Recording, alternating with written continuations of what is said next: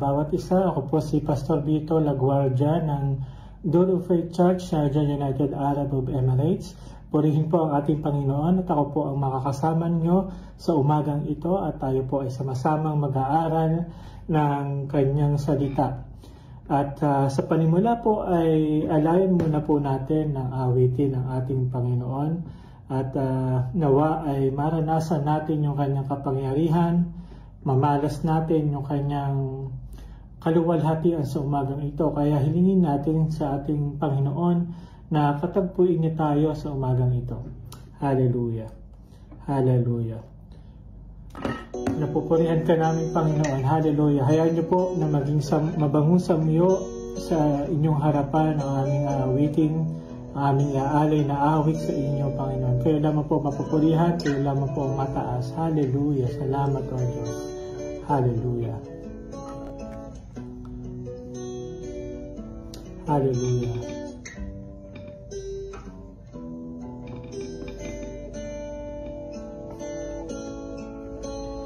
Narito kami, nagpapakumbaba, sumasamba sa iisang Diyos. Hinahanap namin karita ng iyong mukha, sumasamo sa iyong pagkilos. At sa hilig na hain, tanging dalangin, kami katagpuin.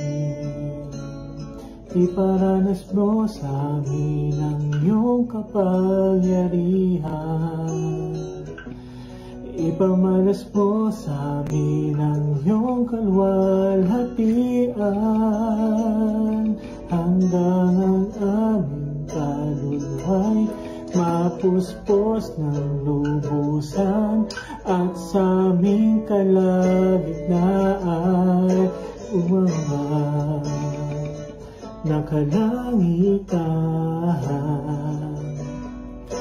Dakila ang iyong ngalan.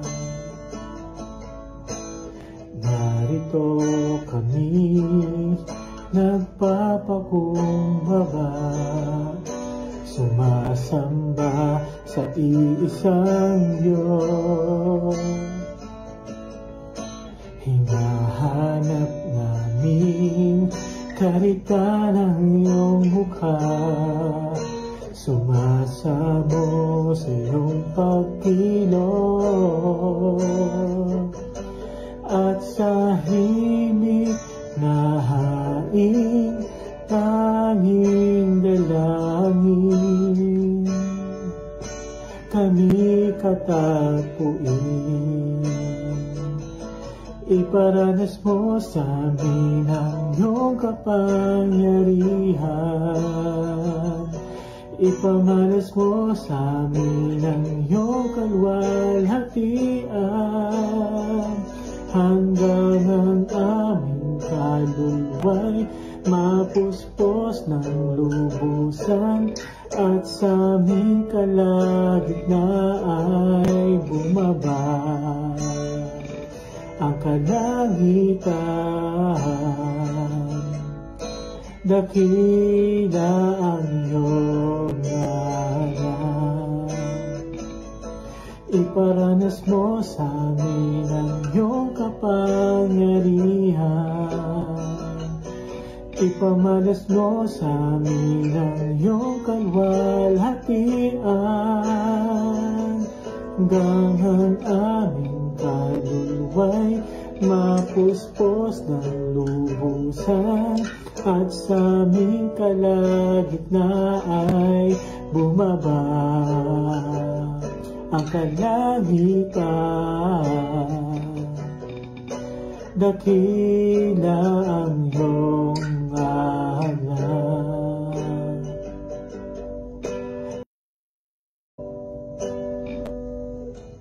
Hallelujah. Salamat po, Panginoon. Tunay o Diyos na dakila ang inyong pangalan, O Lord. Napakabuti niyo, O God. Tunay o Diyos na kayo ang aming Diyos na malalapitan. Kayo ang aming Diyos na matatakbuhan. Kaya naman pinapupurihan ka namin, pinasasalamatan ka namin, Panginoon. Salamat, Panginoon, sa umagang ito. Salamat, Panginoon. Alam namin na kami inyong pagpapalain sa pamamagitan ng inyong salita.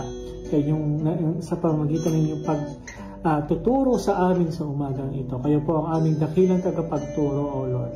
Hayaan niyo po na ang pagsama ng iyong banal na Espiritu, Panginoon, ay aming maranasan. Dalayan ko po na kayo ang patuloy na magbibigay ng karunungan, kaalaman sa inyong mga anak na makikinig sa oras na ito.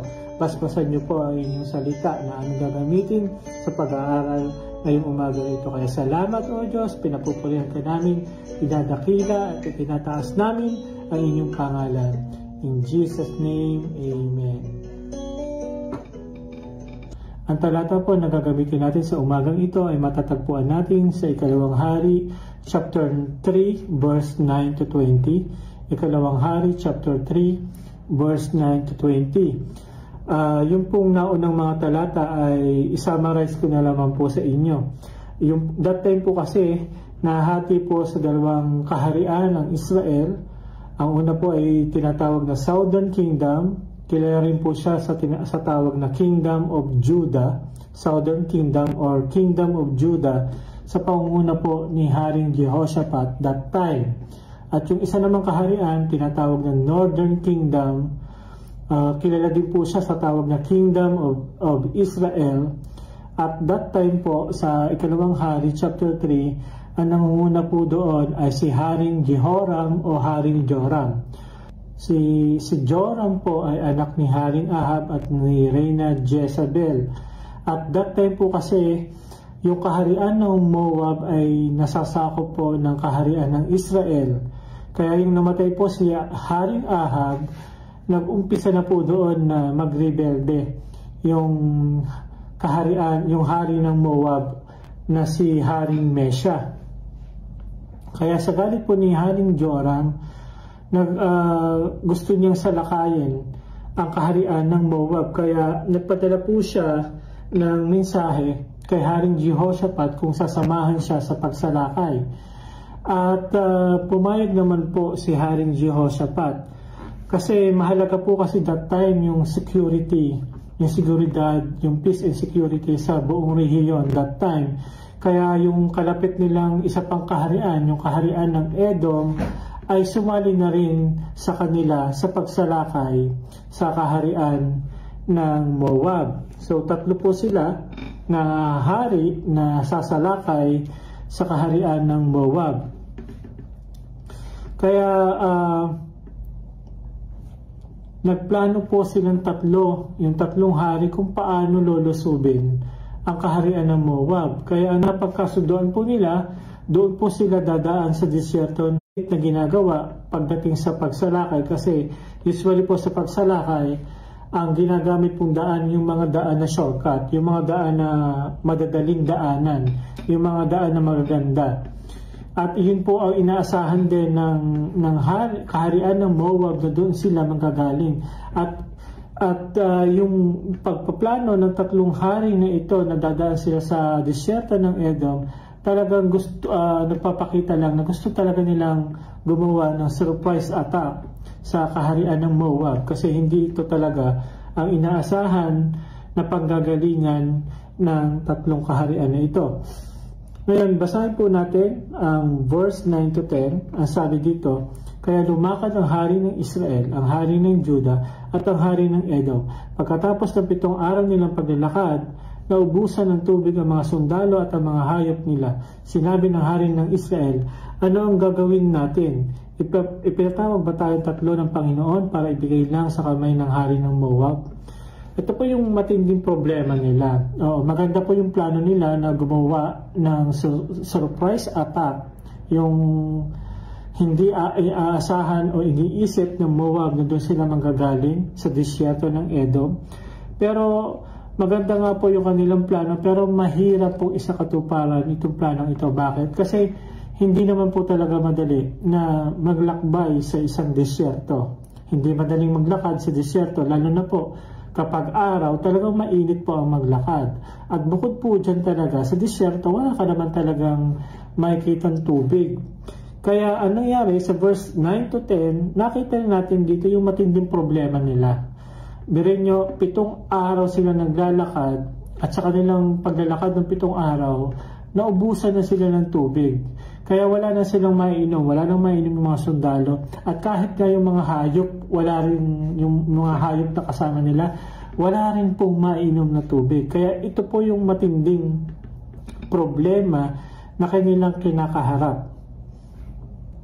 At ituloy po natin sa pagbasa, tingnan natin kung ano yung gagawin nila. Sa verse 11 to 12, ang sabi, kaya nagtanong si Jehoshaphat, wala bang propeta ng Panginoon dito para makapagtanong tayo sa Panginoon sa pamamagitan niya?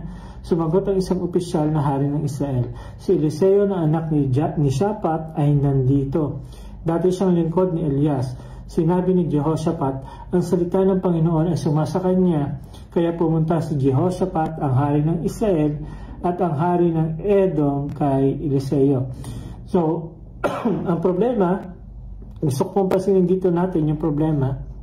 Wala na po silang mainom na tubig at matindi po yung problema na ito. Bakit? Kasi hindi pa man sila nakakarating sa kampo ng kaaway, pwede na po silang mamatay sa tindi ng pagkauhaw. Ano po, kaya hindi po ito madaling problema o simpleng problema lang sa kanila. Pero mapapasin natin sa kabila ng kanilang problema ay nakita natin na nag-initiate si Haring Jehoshaphat ng solusyon. Ano yung solusyon? Kundi hanapin kung merong propeta ang kanyang Diyos sa lugar na yon. Take note po, si Haring Joram po ay kilala katulad po ng kanyang ama at ang kanyang ina, na kilala po sila, yung pamilya nila, ng pagkakaroon ng Diyos-Diyosan. Pero makikita natin dito ang nag-initiate po ng solusyon ay si Haring Jehoshaphat. At ang makikita natin at gusto kong bigyan diin ay sumang-ayon naman yung dalawang hari, yung hari ng Edom at si Haring Joram, sumang-ayon naman sa ideya ni Haring Jehoshaphat. At ang gusto ko lang i-point out dito is ginamit po kasi ni Haring Jehoshaphat yung pagkakataon, opportunity na sa kabila ng pagkakaroon ng Diyos-Diyosan ni Haring Joram, pero ang sinunod pa rin nila yung kinikilalang Diyos ni Haring Jehoshaphat. Kaya nga naghanap sila ng propeta ng Diyos sa lugar na yon. Actually, ang isang learning po dito is pwede naman tayo makasilamuha sa mga tao na hindi katulad ng ating pananampalataya o pinaniniwalaan, but make sure that we don't compromise our faith. As long as we are not influenced by false teaching, lalo na yung mga kasamahan natin. So pwede naman pwede natin gawin ito, yung pakikisalamuhan natin sa mga nakapaligid sa atin na hindi natin kagaya ng ating pananampalataya. Pwede natin gamitin opportunity na maipakita natin yung ating pananampalataya sa kanila. Kung ano ba yung ating pinaniniwalaan, kung sino yung Diyos na ating pinaglilingkuran. Kasi kung tatandaan nyo, sabi sa Matthew chapter 5 verse 13 to 16, ang sabi, kaya nga mga tagasunod ko, kayong mga tagasunod ko ang nagsisilbing asin sa mundo. Ngunit kung mag-iba ang lasa ng asin, wala nang magagawa para ibalik ang lasa nito. Wala na itong pakinabang, kaya itinatapon na lang at tinatapak-tapakan ang mga tao. Verse 14, kayo ang nagsisilbing ilaw sa mundo. At ito ay makikita nga tulad ng lungsod na itinayo sa ibabaw ng isang burol na hindi maitago. Kaya sa pagkakataon, mga kapatid, na kung tayo may nakakasalamuha, at hindi natin katulad ng ating pananampalataya, this is our opportunity na ipakita sa ating sa mga taong nakapaligid sa atin that we are the salt and the light in this world. Katulad ng binanggit sa Matthew chapter 5 verse 13, ang importante opportunity natin na maipakita sa kanila kung sino yung ating Diyos na pinaglilingkuran. Katulad po ni Haring Jehoshaphat, hindi po nag-compromise yung kanyang faith sa paniniwala sa paniniwalaang Diyos ni Haring Joram. Sa halip, nadala po ni Haring Jehoshaphat yung dalawang hari para maipakita sa kanila yung kanyang pananampalataya ng pinaglilingkuran Diyos ni Haring Jehoshaphat ay totoong Diyos at tunay na Diyos. Amen po. Tuloy po natin ang pagbasa sa verse 13 to 14 ng Ikalawang Hari, chapter 3. Sinabi ni Eliseo sa hari ng Israel, anong pakialam natin sa isa't isa? Pumunta kayo sa mga propeta ng inyong ama at ina. Sinabi ng hari ng Israel, hindi, dahil ang Panginoon ang nagdala sa amin 3 upang ibigay lang sa kamay ng mga Moabita. Sinabi ni Eliseo, nagsasabi ako ng katotohanan sa presensya ng buhay at makapangyarihang Panginoon na aking pinaglilingkuran na hindi kita papansinin kung hindi lang dahil sa paggalang ko kay Haring Jehoshaphat ng Juda. So ano naman yung makikita natin dito? We all know that Prophet Elisha o si Propeta Eliseo, siya po yung propeta ng Diyos na pumalit kay Propeta Elias. Sa lumang tipan po, ang mga propeta ay kadalasan nagpapahayag hindi lamang ng hatol o judgment ng Diyos sa mga tao, kundi kahit sa damdamin ng Diyos. At mapapansin natin yung tugon ni Propeta Eliseo kay Haring Joram ay nagpapakita na hindi na gusto. Kung galit ang Diyos kay Haring Joram, makikita din natin yung emosyon ni Propeta Eliseo. Kundi galit din po siya, madiin po yung kanyang pananalita kay Haring Joram. Ang sabi nga, hindi na nga sana papasinin ni Propeta Eliseo si Haring Joram, kundi dahil sa paggalang ni Propeta Eliseo kay Haring Jehoshaphat. Ano po yung ibig sabihin nito mga kapatid? Makikita natin dito yung pagkakaiba ng kung sino ang mas binibigyang pabor ng Diyos. Kung sino yung mas binibigyang pabor na pakinggan ng Diyos o kaya ng propeta. At si Haring Jehoshaphat na isang hari na sumusunod sa Diyos, tapat sa Diyos na naglilingkod, makikita natin yung pagkakaiba kay Haring Joram na sumusuway sa utos ng Diyos. Kaya makikita natin dito na yung atensyon at paggalang ni Propeta Eliseo ay kay Haring Jehoshaphat niya ibinigay dahil matuwid siyang hari. Kaya nga kung galit ang Diyos kay Haring Joram, makikita din natin yung emosyon ni Propeta Eliseo. Meron ding diin yung kanyang pananalita, yung kanyang pakikitungo kay Haring Joram, unlike ng pakikitungo niya kay Haring Jehoshaphat. Kasi si Haring Jehoshaphat ay tapat na naglilingkod sa tunay na Diyos. Kaya naman makikita natin dito na nabibigyan ng atensyon sa pagdinig ng problema ay si Haring Jehoshaphat, unlike kay Haring Joram. At kung itutuloy natin ang pagbasa sa verse 15, ang sabi, ngayon, dalhan niyo ako ng taong marunong tumugtog ng alpa, habang pinapatugtog ang alpa na puspos ng kapangyarihan ng Panginoon si Eliseo. At tanong dito mga kapatid, bakit kinailangan ng manunugtog ng alpa? Imagine, ano ba yung problema nila? Ano yung matindi nilang problema? Ang problema nila ay wala silang tubig. Naubusan na sila ng tubig. Wala na silang mainom kahit pa nga yung mga kasama nila, yung mga daladala nilang hayop, wala na rin mainom na tubig. So ang tanong dito, anong kaugnayan nito sa solusyon sa problema ng 3 hari? Ano ba yung solusyon na ibinigay? O ano ba yung narinig natin kay Propeta Eliseo? Ang sabi niya, dalhan niyo ako ng manunugtog. So anong kinalaman na manunugtog sa kanilang problema na wala na silang tubig na maiinom? Bakit kailangan ng manunugtog ng alpa sa kabila ng kanilang matinding pagkauhaw? Alam niyo ba mga kapatid kung bakit? Kasi music help to calm and focus our mind.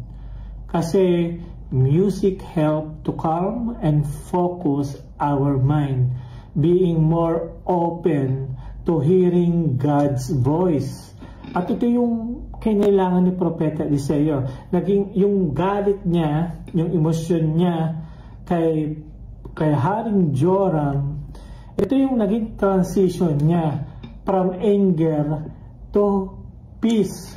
Mula sa transition niya sa kanyang galit kay Haring Joram para kumalma siya at magkaroon siya ng kapayapaan. Nagpapakita lang ito na ganun ka-importante yung music. Yung music o yung tugtugan para pakalmahin at makapag-focus yung isang tao, lalo na sa isang problema. Kaya kung galit ka, if you are worried, kapatid, kung stress ka dahil sa mga problema, pagsubok, kung nasasaktan ka, somebody hurt you, kung natatakot ka kasi nga walang kasiguraduhan sa mga sitwasyon ng iyong buhay, kung feeling mo ang layo mo sa Diyos, alam nyo, ang pwede natin gawin dito is makinig tayo ng music. Makinig tayo ng music. Siyempre, hindi natin papakinggan yung mga secular songs. Broken hearted ka na nga, tapos papakinggan mo yung mga lonely songs, yung mga love songs, yung mga broken hearted songs. Matatagal na ka talaga makamove on. Kasi patuloy ka nakikinig sa mga ganong kanta. Pero kung ang ating papakinggan ay yung music na something like makalangit na tugtugin, makalangit na mga awitin, talagang makakatulong ito sa atin na makapag-focus tayo. Ma-focus natin yung ating mind. Ang sabi nga sa Efeso chapter 5 verse 19, Efeso chapter 5 verse 19, sa pagtitipon nyo, umawit kayo ng mga salmo, himno at iba pang mga awiting espiritual. Buong puso kayong umawit at magpuri sa Panginoon. Kaya nga makinig tayo at kumanta na rin sa mga salmo, mga kanta, himno na makalangit, mga espiritual. Kaya gusto mo ba, kapatid, na magkaroon ng environment where you can experience the presence of God? Yung maranasan natin yung pangungusap ng Diyos. Ang gawin lang natin, makinig at umawit tayo ng praise and worship song. Amen? At sa pakinig ng mga makalangit na kanta, yung makalangit na tugtugin, our personal feelings will be moved to a place where we can receive inspired message of God. So katulad ng nangyari kay Propeta Eliseo, sa pamamagitan ng paghiling ng musikero ni Propeta Eliseo, hinangad niyang gumawa ng isang environment kung saan ang presensya ng Panginoon ay mas mararamdaman niya, mas malinaw niyang maririnig at maihahayag yung mensahe ng Diyos. Yung tugtugan sa pagpapahayag ng Diyos. Unang Samuel chapter 10 verse 5. Unang Samuel chapter 10 verse 5. Pagdating mo sa bundok ng Diyos sa Gibea, kung saan may kampo ng mga Filisteo, may mga kasalubong kang grupo ng mga propeta pababa galing sa sambahan sa mataas na lugar. Tumutugtog sila ng lira, tamborin, plauta at alpa at nagpapahayag ng mensahe ng Diyos. Nakita natin yung pagtugtog nila ng mga instrumento, paglikha ng mga tugtugin. Kaya nga associated yung sa kanilang pagtugtog, yung pagpapahayag ng mensahe ng Diyos. Paano? Kasi their heart and minds become focused because of the music, yung spiritual music, yung makalangit na tugtugin. Kaya ganoon na lang mga kapatid ang kahalagahan ng pakinig natin sa mga papuri at mga awiting papuri at pagsamba sa Diyos. Kaya paalaala din nga ito sa ating mga music ministry, responsibilities ninyo ito na gumawa ng isang environment na kung saan madadala yung kongregasyon sa isang environment na mararanasan nila yung presensya ng Diyos at makakapangusap sa kanila ang Diyos sa pamamagitan ng mga tugtugin at mga kantahan, mga awitin na inaalay sa ating Diyos. Amen po. At kung itutuloy natin ang pagbasa sa verse 16 to 19 ng Ikalawang Hari, chapter 3, ang sabi, sinabi ng Panginoon na magkakaroon ng maraming tubig sa lambak na ito. Kahit na walang ulan o hangin, mapupuno pa rin ang tubig ng lambak na ito. At makakainom kayo at inyong mga baka at ang iba pa ninyong mga hayop. Verse 18, madali lang ang bagay nito para sa Panginoon. Ibibigay niya ang Moab sa kanyang mga kamay.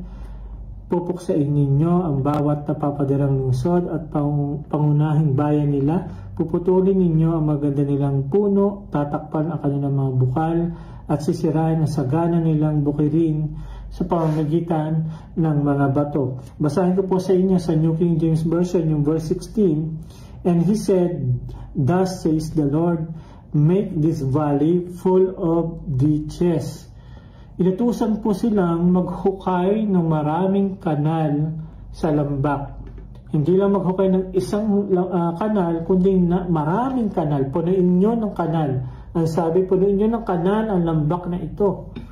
Kahit na walang ulan o hangin. Ibig sabihin, maghukay kayo, pupunuin ang kanal. Pag naghukay kayo ng kanal, pupunuin niya ng Diyos ng tubig. Pero ang masaklap nito, kahit na wala silang nakikitang palatandaan na uulan. Pero ang mensahe ng Diyos ay mapupuno pa rin yung kanilang kanal na gagawin. Kaya, this is another test of their faith. Yung unang test na humingi ng manunuktok ng alpa, si Propeta Eliseo na malayo naman talaga sa kanilang problema, no? sa kawalan ng tubig. Pero sumunod pa rin sila. At sinabi naman ngayon ni Propeta Eliseo na maghukay kayo, maggawa kayo ng maraming kanal, punuin nyo ng kanal ang lambak na ito, kahit na walang palatandaan na uulan. So, it is another test of their faith. Bakit? Kasi kung wala silang pananampalataya sa Diyos, marahil ang nagreklamo na sila. Sasabihin nila, Lord, ang init na nga ng paglalakbay namin sa deserto na ito. Uhaw na nga kami. Pagod na nga kami sa paglalakad. Paano pa kami makapaghukay ng kanal?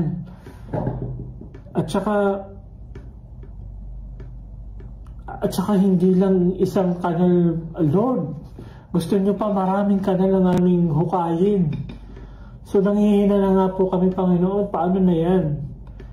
So it's another test, di po ba? It's another test of faith sa kanila. Pero buti na lang, si Haring Jehoshaphat, nadala ni Haring Jehoshaphat sa pananampalataya yung dalawa ring hari. Bakit? Kasi sumunod po kasi sila. Sumunod pa rin yung dalawang hari, yung kawal nila, sumunod pa rin ng walang reklamo. And this is the true faith. True faith is believing without hesitation. True faith is believing without questioning. True faith is believing without complaints. Yan po yung totoong pananampalataya. Susunod tayo nang wala tayong pagtatanong o pagdududa. Which is yung bagay na pwede nating matutunan. Amen po? Totoo naman po talaga. Mahirap naman po talagang gumawa o maghukay ng kanal kung wala naman talagang, lalo na kung pagod ka na, bukod sa pagod ka na, exhausted ka na, wala ka pang nakikita sinyalis na uulan. So, posibleng mag-create ito ng katanungan sa kanilang sarili na paano mapupuno ang kanal na to kung hindi rin lang naman uulan. Kaya pag minsan kasi sa ating buhay Kristiyano, kailangan kasi muna nating maunawaan yung sitwasyon bago tayo magtiwala. Yun kasi yung problema natin. Hindi natin makuha munang magtiwala, kundi ang gusto natin, kapag meron tayong problema, kailangan munang maunawaan natin yung sitwasyon. Na mahirap sa kanila na maghukay ng kanal dahil sa matindi nilang uhaw at kapaguran sa paglalakbay. Talagang understandable naman na mahirap talaga sa kanilang sumunod. Pero dahil meron silang pananampalataya, yung pananampalataya na without hesitation, yung faith without complaining, without questioning, sumunod sila sa mensahe ng Diyos. Si Haring Joram na naniniwala dati sa Diyos-Diyosan niya, this time, nanampalataya siya sa totoong Diyos, yung totoong Diyos na pinaglilingkuran ni Haring Jehoshaphat. Kaya naman makikita natin sa verse 20 ng ikalawang hari chapter 3, ang sabi doon, kinaumagahan sa oras ng paghahandog, umagos ang tubig mula sa Edom at napuno ng tubig ang lupa. Ang inaasahan po kasi nila sa kanilang paghuhukay ng kanal ay mapupuno ito ng ulan. Pero nakita natin na may iba pa lang kaparaanan ang ating Diyos. Kaya nagpapaalaala ito sa ating mga kapatid na ang Diyos talaga, He has many ways. At yung kanyang pag-iisip ay mas higit sa ating pag-iisip. Yung hindi natin matatarok, yung kanyang karunungan, Kaya, biruin nyo, yung inaasahan nila na mapupuno yung kanal nila sa pamamagitan ng ulan, napuno pala dahil may umagos na tubig. Ang sabi saan? Umagos ang tubig mula sa Edom at napuno ang tubig ang lupa. So nagpapakita lang ito na ang Diyos na pininiwalaang Diyos ni Haring Jehoshaphat ay talagang makapangyarihang Diyos, dakilang Diyos, tunay na Diyos. So, ibig sabihin lang ito that God has many ways. And this miracle was meant to show that God can provide in unexpected ways. Unexpected ways, yung hindi natin inaasahan. Kaya hindi naman mahalaga na kada may problema o pagsubok, kailangan natin maunawaan muna ang sitwasyon kung paano kikilos ang Diyos. No, marami ang Diyos na kaparaanan at mas higit pa nga sa ating mga inaasahan na kaparaanan yung kanyang gagawin. Nagpapakita lang na ang ating Diyos ay makapangyarihang Diyos. Amen po? Yung sa isip mo na mukhang imposible, but the story shows that God can provide you His unexpected ways. Amen po? So paano napuno ka na ginawa nila? Hindi sa pamamagitan ng ulan, kundi umagos ang tubig mula sa Edom at napuno yung mga kanal na hinukay nila. Kaya anong nangyari, nakainom po sila at yung kahit pa yung mga alaga nilang hayop, nakainom din. Pagpapatunay lang ito yung sa sinasabi sa verse 18 kanina sa 2 chapter 3 na madali lang ang bagay na ito para sa Panginoon. Sabi nga sa Luke chapter 1 verse 37, for with God nothing will be impossible. Kaya kung ano man yung naiisip natin na problema o pagsubok at tayo ay pinangungunahan ng takot, pinangungunahan ng pangamba kasi iniisip natin ay ang tindi ng problema na to, parang hindi ko kaya, paano kaya ito masusolusyonan? Parang imposible na malutas yung problema na to. Parang imposible na merong solusyon sa problema na to. Pero tatandaan natin that God has many unexpected ways at lahat ng bagay na ito ay madali lang sa ating Panginoon. For with God, nothing will be impossible. Yung mahirap sa atin, napakadali lang sa ating Diyos. Yung imposible sa atin, napaka-posible lang sa ating Panginoon. Kaya na yung ating matutunan sa ating binasa sa 2 Kings chapter 3 verse 9-20. Ang number 1 natin tatandaan is yung tinatawag na faith in action. Kasi true faith requires action. True faith requires an action. Ang tunay na pananampalataya natin dapat kakitaan ng paggawa. Katulad ng mga sundalo, yung pinakita nila yung kanilang pananampalataya sa pangako ng Diyos. Paano nila pinakita? Sumunod sila sa paghuhukay ng kanal.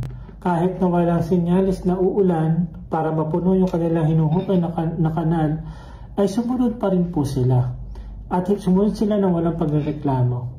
Kaya nagpapakita talaga ito ng ang tunay ng pananampalataya kung talaga may kasamang paggawa. Amen po ba? This shows that faith is not just a belief in our hearts, but also involves taking steps based on that belief. Kailangan meron tayong gawin. Meron tayong ilakip na paggawa sa pananampalataya na hindi lang ito sa paniniwala mula sa ating puso. Ang sabi, this shows that faith is not just a belief in our hearts, but also involve taking steps based on that belief. Number 2 na dapat natin tandaan, yung obedience to God's Word. Obedience to God's Word. Bakit? Kasi obedience is a key aspect of receiving God's blessing. Para tayo makatanggap ng biyaya ng Panginoon, ang susi lang naman dyan ay yung pagsunod sa kanyang salita, pagsunod sa kanyang utos. Katulad ng mga sundalo, no? Sumunod sila kay propeta, sa instruction ni Propeta Eliseo without hesitation. Walang pag-aalinlangan. Kaya ngayon kanilang pagiging masunurin ang naghatid sa kanila na makita nila yung milagro na nanggagaling sa ating Diyos. Kaya nga na nagbibigay din na ang pagsunod sa utos ng Diyos, kahit na paminsan ay walang kasgaraduhan, hindi natin maunawaan ang sitwasyon, pero kapag sumunod tayo sa Diyos, it can lead to a divine provision. Kaya nga nagkaroon sila ng tubig. Nalutas yung kanilang problema. At ang number 3 at last na dapat natin tandaan is yung tinatawag na preparation for blessing. Pag-isa kasi hindi tayo nakakatanggap ng biyaya ng Panginoon because alam ng Diyos na hindi pa tayo handang tumanggap ng kanyang pagpapala. Amen po ba? Kaya yung pagkilos nila na maghukay ng kanal is paraan po nila yon ng kanilang preparasyon na magkakaroon ng tubig. Pinaghukay sila kasi preparasyon yon ng pagbuhos o pagkakaroon ng tubig. Pagminsan kasi sa ating buhay, kaya hindi tayo makatanggap ng biyaya kasi wala na tayong space sa ating sarili. We don't make space in our lives for God's blessings. At hindi tayo ready to receive them. Kaya ang importanteng lesson dito is ihanda natin ang sarili natin sa pagtanggap ng biyaya sa ating Panginoon. Let's make space in our lives for God's blessing. Amen po. Katulad ng ginawa nila, kung hindi sila naghukay, wala silang paglalagyan ng tubig. Imagine kung ang hinukay lang nila isang hukay lang. Ang utos sa kanila, punuin ng hukay o kanal ang lambak na to. Pero kung imagine kung ang hinukay lang nila isang kanal, sa palagay nyo yung matinding uhaw ng mga tao ay mawawala kung ang natanggap lang nila ay kokonting tubig kasi isa lang yung kanilang hinukay. Amen po? So, kailangan tayo na maging handa sa pagtanggap at sa ating pagiging handa sa pagtanggap ng kanyang biyaya, kailangan i-prepare din natin ang sarili. Kaya marahil kaya hindi pa natin natatanggap yung ating mga kahilingan kasi hindi pa tayo handa.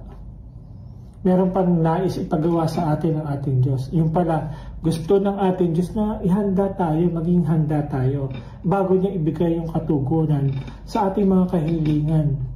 Amen po ba? Yung iba kasi, ay Lord, at tagal ko na nagpipray, wala pa rin akong katipan. Baka naman kasi, kaya hindi ka pa binibigyan ng katipan, hindi ka para handang magmahal.